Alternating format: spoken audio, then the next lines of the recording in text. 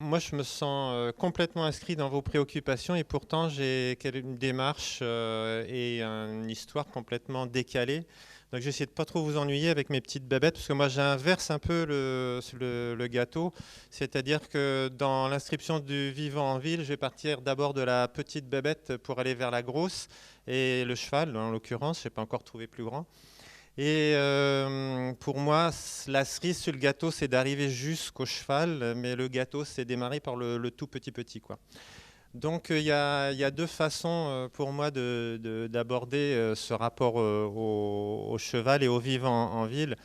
D'abord le cheval, et je ne suis pas du monde du cheval, hein, pourtant me tient énormément à cœur.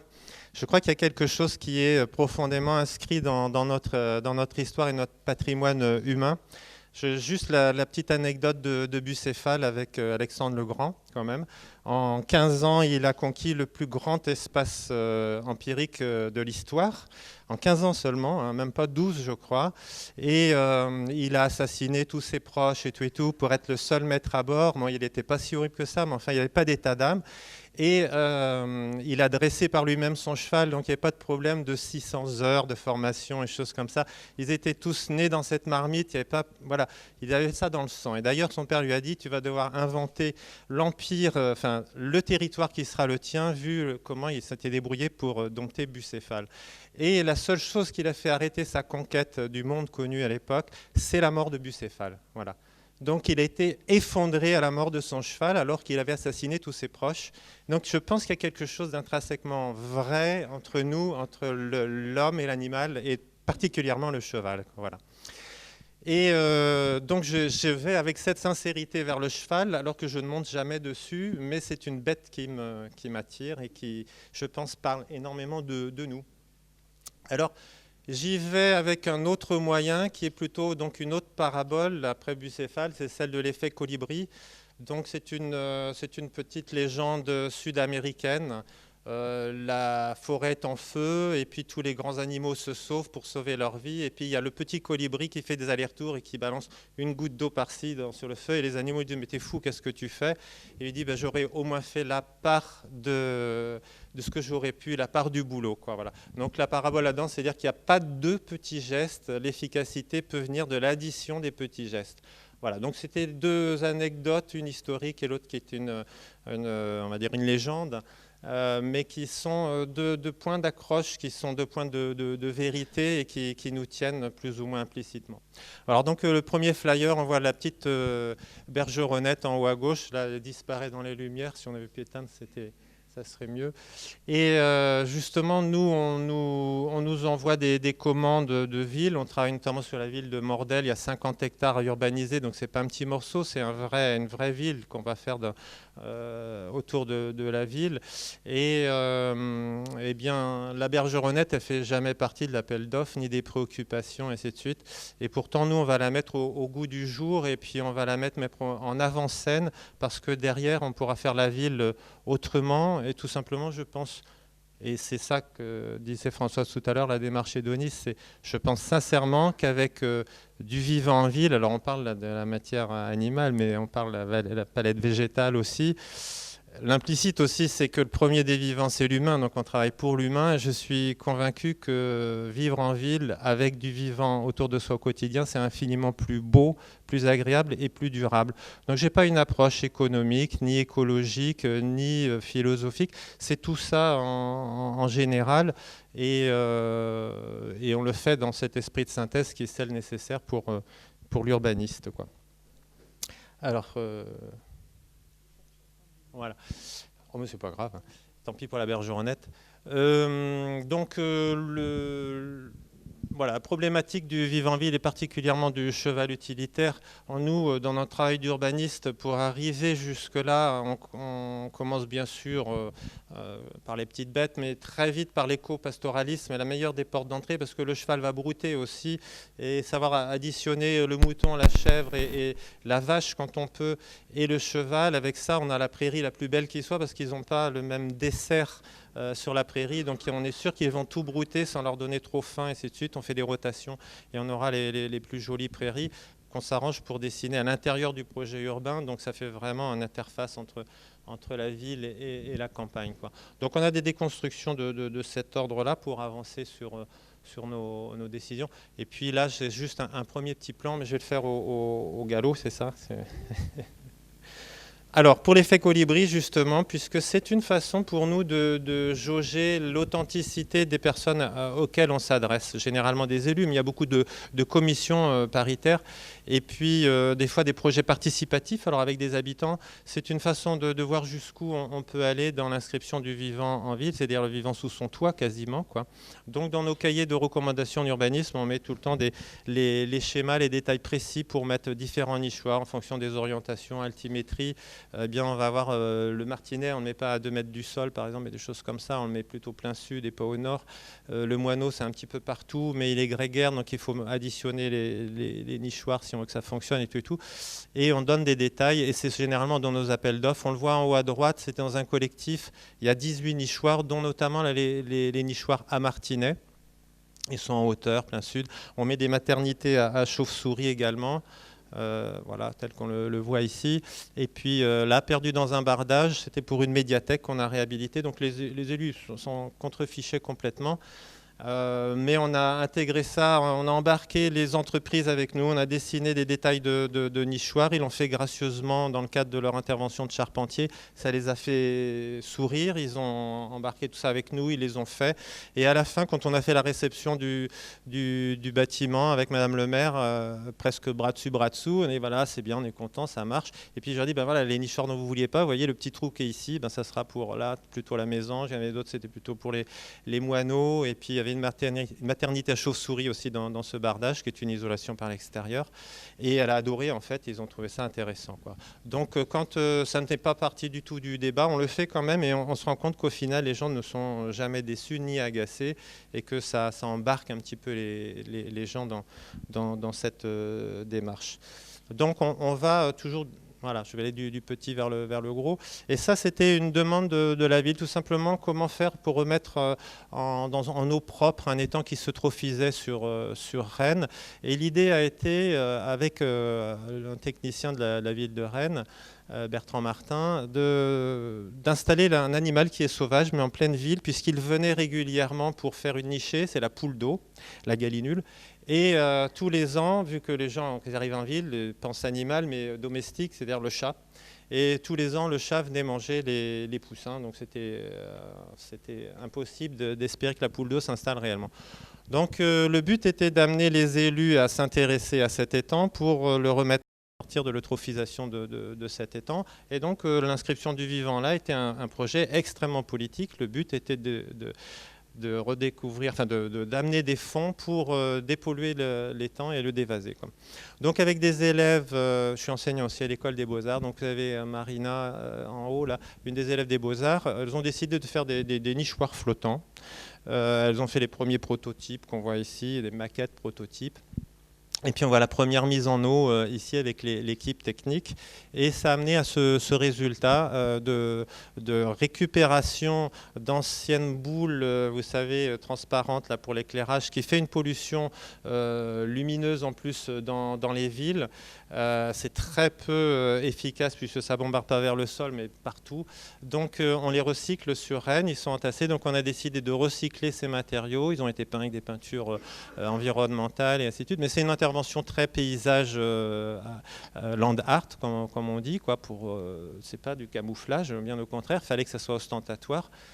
Et comme ça a été bien travaillé par les élèves, on fait un vrai bon boulot. Les poules d'eau ont authentiquement pris dès le premier printemps place dans les nichoirs ici, quoi.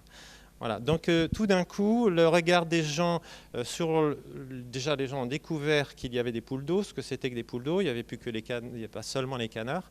Et surtout du coup, les élus, comme on a fait un petit événementiel là-dessus, ont découvert l'étang et ont accepté de sortir des fonds pour le remettre en état. Et maintenant, il a toute une autre figure et on a une eau de qualité, quoi. Alors on fait des choses très simples également. Quand on fait un lotissement, on part d'un champ. généralement. C'est une extension urbaine, c'est pas la ville sur la ville. Et il faut savoir que 80%, 70% du territoire va être complètement fermé parce que je pense que tous parmi nous, quand on a un jardin, eh ben, on pense à lui mettre une clôture, voilà, un grillage. Et du coup, le hérisson, lui, bon, c'est l'emblème en même temps, mais après, il y a les lapins aussi. Alors si on a un jardin, on les aime moins. Du coup, eux ne peuvent plus circuler. Ce territoire, il est entièrement enclavé par petits morceaux et le passage de la microfaune devient très très difficile.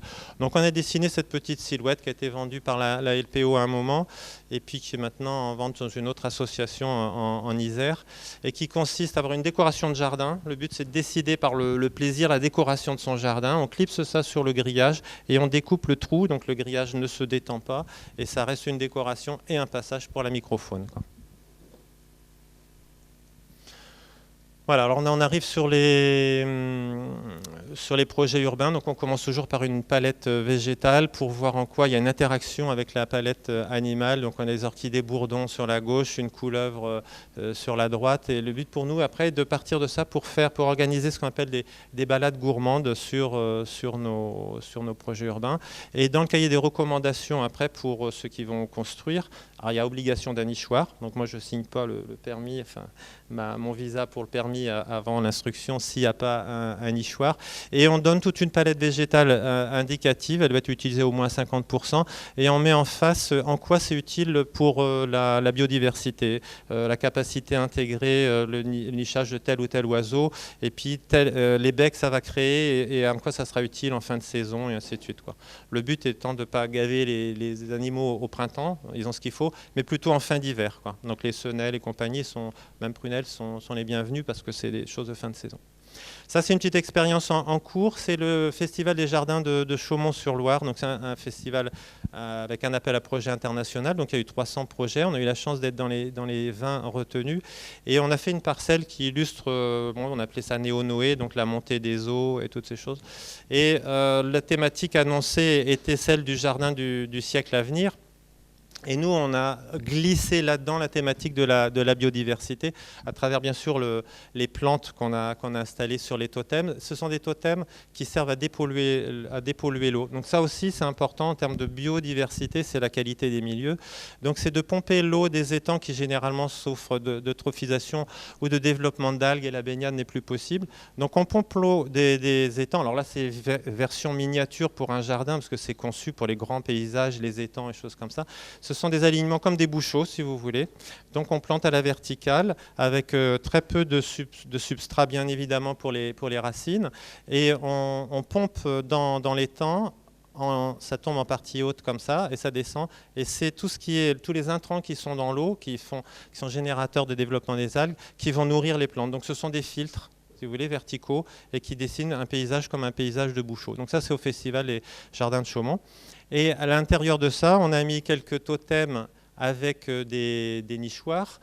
C'était uniquement illustratif. Et en fait, ça a été monté en avril. C'est généralement un peu tard pour mettre des nichoirs. Et on a eu 2 nichés de mésanges bleus là-dedans qui sont venus quand même. Donc, merci.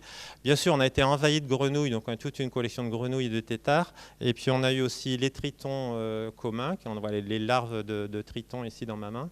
On a eu des couleuvres également qui sont venues manger à la fois les grenouilles et les têtards. Et on a même eu une tortue. On a découvert qu'il y avait des tortues qui s'étaient... alors, ce sont des échappées d'élevage, bien sûr. C'est à Chaumont-sur-Loire. Ce n'est pas encore une région, c'est pas assez sud pour avoir la vraie tortue. Et donc, voilà, toutes ces choses-là sont à chaque fois dédiées, même en sous-main, au développement de la biodiversité. Et ce sont des petits gestes, ils sont bien ciblés et pas faits n'importe comment non plus, hein, parce que c'est pas de l'ordre toujours de l'évidence. Ça fonctionne tout de suite très bien, quoi. Le résultat, il est quasi immédiat. Par exemple, quand on met des nichoirs dans nos bâtiments, ça nous est arrivé sur les photos que j'ai montrées tout à l'heure, avant que le ravaleur n'arrive, bien sûr, le maçon avait intégré dans la maçonnerie les nichoirs, ce sont des nichoirs en béton de cellulose. Il y avait déjà les nichés dedans et le ravaleur était autour en train de peindre et faire son ravalement, quoi. Donc c'est presque instantané. C'est-à-dire qu'il y a une pression et un besoin aussi, une attente. Alors après, on monte à une échelle au-dessus. Donc chaque fois qu'on fait nos projets urbains, on pense éco-pastoralisme parce que moi je trouve qu'il n'y a rien de plus triste qu'une tondeuse, à la limite même tractée par des chevaux. Voilà, on va être non politiquement correct. Et surtout quand ça organise le mulching, j'ai entendu la truc hélicoïdale, là c'est ça, ça fait du mulching, mais le mulching, vous renourrissez un gazon qui va être qu'un gazon, donc de mon point de vue, une espèce de désert. En fait, il faut savoir que plus le support va être appauvri par les plantes, et plus il va être riche en variétés, et riche aussi en retour des insectes. Donc il faut de la prairie broutée et qui souffre un petit peu de ne pas avoir trop d'azote, parce que si vous remettez le gazon sur le gazon, vous remettez de l'azote et il n'y a plus que du gazon. Donc c'est moins efficace. Là-dessus, donc c'est le petit clin d'œil à Sylviac. Alors non, alors c'est ici. Ils ont fait une étude en marche de l'efficacité du mouton et ils se sont rendus compte qu'ils gagnaient 400 euros par an, ce qui est rien hein, évidemment. Mais ils entretiennent, ces moutons entretiennent tous les abords de leur bassin de phytoépuration. Et ça ne leur coûte rien, mais en plus, ça leur rapporte 400 euros parce qu'ils déduisent bien sûr les frais de vétérinaire, le fauchage de certaines plantes que les moutons ne mangent pas. Parce que comme il n'y a qu'une espèce que j'ai dit tout à l'heure, du coup, ils ont certaines essences qu'ils ne mangent pas. Et ils revendent les agneaux, ils revendent la laine et ainsi de suite. Puis au final, ce petit coin d'installation d'éco-pastoralisme leur rapporte 400 euros. Là, c'est un petit clin d'œil qu'on avait fait pour la mairie de Saint-Père-Marc-en-Poulet, où on dessine du coup le rapport entre le privé et le public de la manière suivante. Ce seront des gabions avec des filins en inox sur lesquels on accroche des chèvres défaussées. Et puis tout ce qui dépasse sur le domaine public bien sûr, et des jardins seront broutés par les chèvres. C'est pour ça qu'on a inventé le petit panneau, donc semaine paire, broutage de la verdure. Et ça a bien plu, ce côté clin d'œil ici a plu aux élus. Maintenant, savoir comment on va réellement le mettre en place, ça dépendra après de l'aménageur qui est un aménageur privé. Et c'est toujours un débat important entre nous. Moi, je voulais revenir sur ce que disait Vincent Pellerin, c'était ce matin, je crois. Hier, pacification et ainsi de suite. Ouais, moi, c'est l'objectif, le vœu pieux qu'on peut avoir, mais il faut savoir que ça démarre quand même. Nous, on est en amont dans les études par le négatif de la pacification. C'est-à-dire qu'il y a beaucoup de tensions quand même autour de ça et il faut savoir où on met les pieds. Il y a beaucoup d'intérêts contradictoires et surtout trop de projections personnelles et donc d'avis opposés dès le départ. Et ça naît petit à petit quand on part de l'échelle petite et des animaux plus simples, plus évidents, plus sauvages et après on voit comment on arrive avec les moutons et on va encore un petit peu plus loin et tout quoi. Bon, là, c'est juste une autre expérience à Saint-Tual, c'est du côté de Saint-Malo, au nord de Rennes. On a réinventé ce qu'on appelle les communaux. Il y avait encore ça beaucoup en Vendée, toute ma belle famille est vendéenne. Et c'est un partage des terres communales pour des troupeaux privés. Là, c'est simplement, on le voit au milieu, un des habitants, on voit bien que c'est surpâturé son jardin. Il voulait un troisième mouton, il n'y avait pas la place et du coup, ça sera les espaces publics de notre petit écoquartier en vert foncé ici qui lui seront attribués à charge pour lui d'assurer évidemment la rotation et toutes ces choses-là. Et ça économisera le temps de tonte. On espère même zéro tonte s'il joue bien le jeu. En tous les cas, il était heureux d'étendre son territoire et c'est une convention qui va être tissée entre lui et la commune, quoi. Alors en guise de clin d'œil, ça aurait dû être un peu avant parce que c'est le retour du poulailler en ville. Donc on a un poulailler prototype que j'ai installé chez moi. Je suis en ville, j'ai un terrain de 500 mètres carrés, tout, donc pas de coq à cause du bruit. Mais on travaille donc sur la connaissance de la poulette. Et nous aussi, on parle de caractère de la poule et ainsi de suite pour savoir si on veut récolter des œufs ou si on veut un animal de compagnie, si on veut les deux, de quel espace on dispose, de quel temps on va lui consacrer. Comment ? Oui, alors ça, moi, je ne rentre pas dans le débat. Chacun fait comme il veut. S'ils veulent manger la poule, disait Françoise, parce qu'elle aime bien me provoquer. Alors, moi, j'ai fait des choix plutôt urbains, bobos, qui sont la poule de compagnie.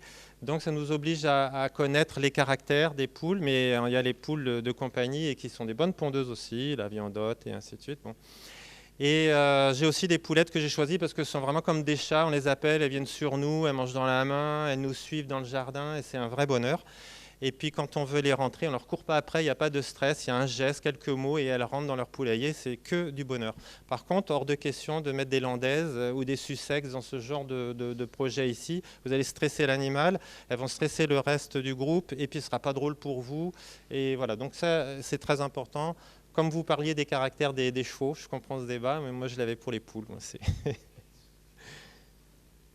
Voilà, et ça, c'est des trucs alors ultra bobo, urbain. C'est une commande pour Roux RLCG à Paris, vous savez, ces gars-là.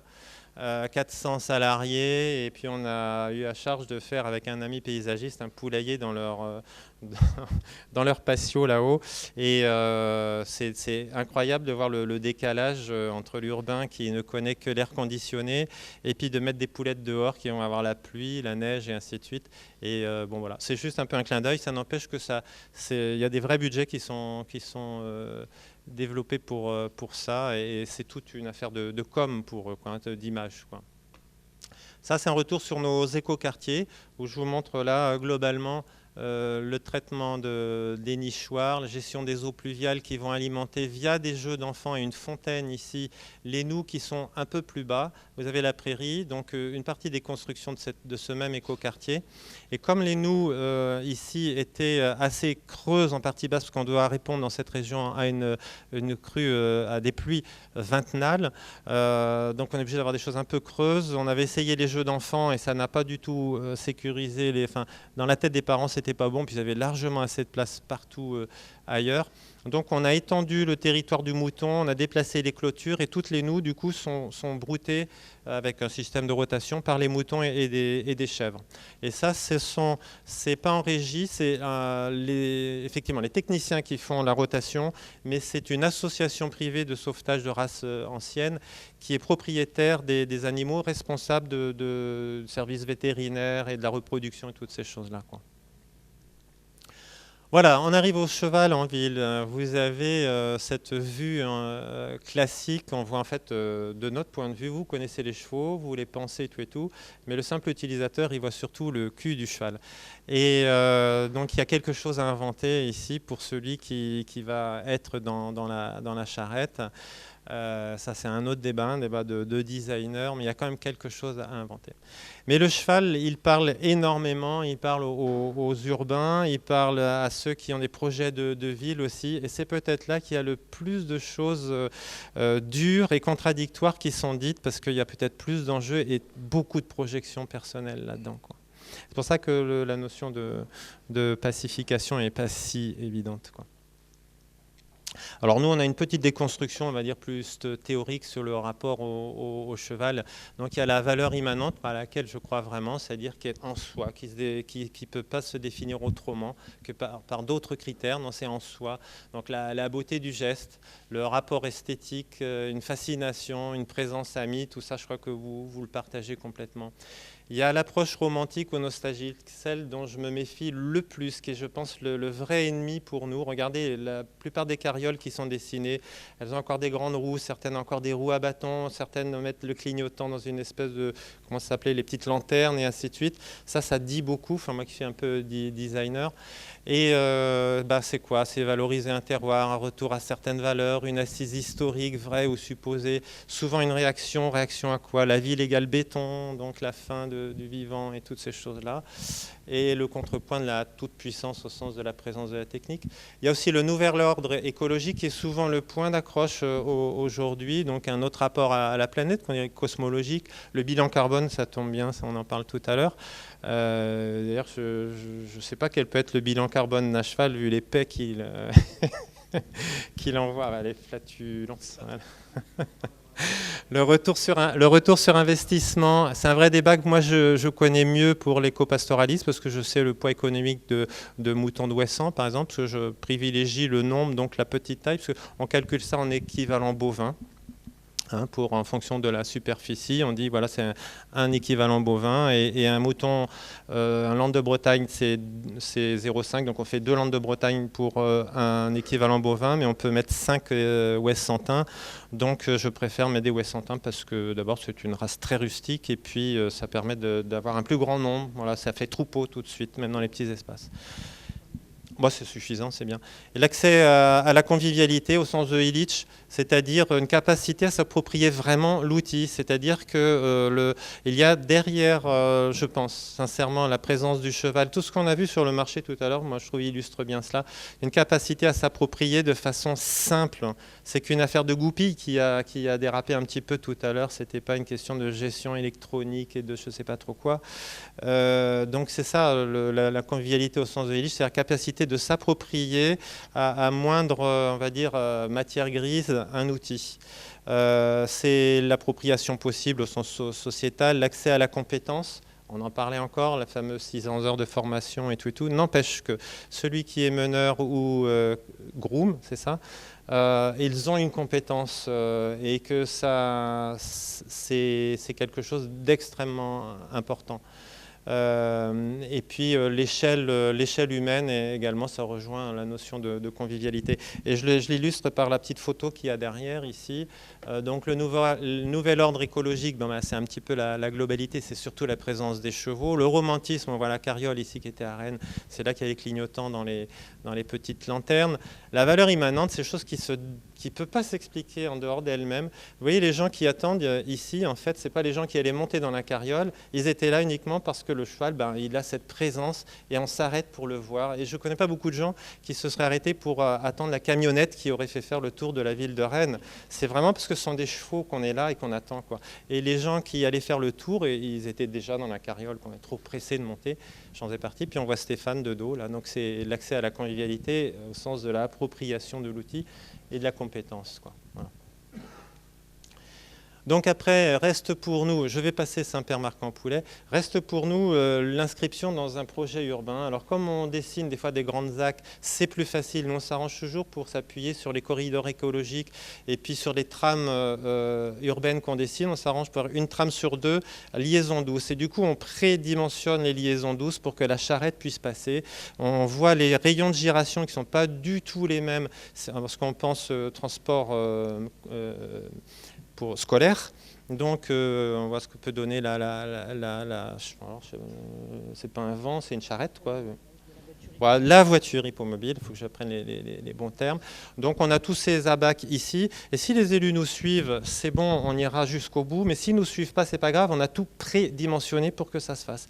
Les points d'eau, les prairies dans le projet urbain pour qu'on puisse avoir les chevaux qui se reposent, non pas ailleurs de façon exogène, mais vraiment dans le projet urbain. Là voilà la fameuse ZAC de 50 hectares. Ici. Et après, on voit en quoi on peut faire des liaisons transversales, combien de temps ça prend, quand se passent les temps de lenteur, parce qu'il s'agit le cheval, hein, c'est 5 km/h, 7 km/h grand maximum. C'était redit encore hier sur la promenade. Donc il ne faut pas rentrer ça dans une efficacité classique qui est en concurrence avec le bus, la voiture, ainsi de suite. C'est vraiment une liaison à part et qui doit être dédiée au temps de la lenteur, quoi. Donc ce qu'on appelle la slow city. Et donc, c'est le temps du marché, du week-end, de certains événements. Et puis bien sûr, les ramassages scolaires, puisque ça évite comme ça l'école buissonnière. Plus le temps va être long et plus il va être agréable. Et il faut donc attribuer ça à des temps d'agrément. C'est pour ça qu'il est très difficile de dire en quoi on va être bien du point de vue du cheval et du point de vue de l'humain qui est dans la carriole, enfin dans la voiture hippomobile, dans un contexte comme celui-là. Donc notre difficulté après, c'est quand on arrive dans un tissu urbain préexistant, c'est de faire ce qu'on appelle des sites propres, non pas au sens du balayage ou du panier à crottin, mais propre au sens de dédié, de spécifique. C'est-à-dire le couloir, comme on fait pour le bus parfois, et puis ou en circulation alternée et toutes ces choses, mais vraiment jeter comme ça dans le flux de la circulation urbaine, c'est très difficile et personnellement, j'y crois pas trop et je le souhaite pas forcément du point de vue du cheval, sauf si Stéphane, je ne sais pas s'il est encore là, arrive à dompter ou dresser suffisamment les chevaux ou à les trier pour qu'ils soient compatibles avec tout ça. Voilà, donc c'était juste un petit flyer pour revenir sur la Slow City. C'était un gastronome italien qui a lancé cette notion-là et puis qui a émergé sur tout un rayonnement de réflexion auquel on participe un petit peu, même très modestement, sur les temps de la ville et les temps lents. Et le cheval a pleinement sa place là-dedans et c'est sous cet angle-là et cette efficacité de la lenteur que je souhaite aborder et développer le cheval en ville. Et voilà, et réinventer jusqu'au panneau de signalétique de la route avec le cheval. Voilà, merci.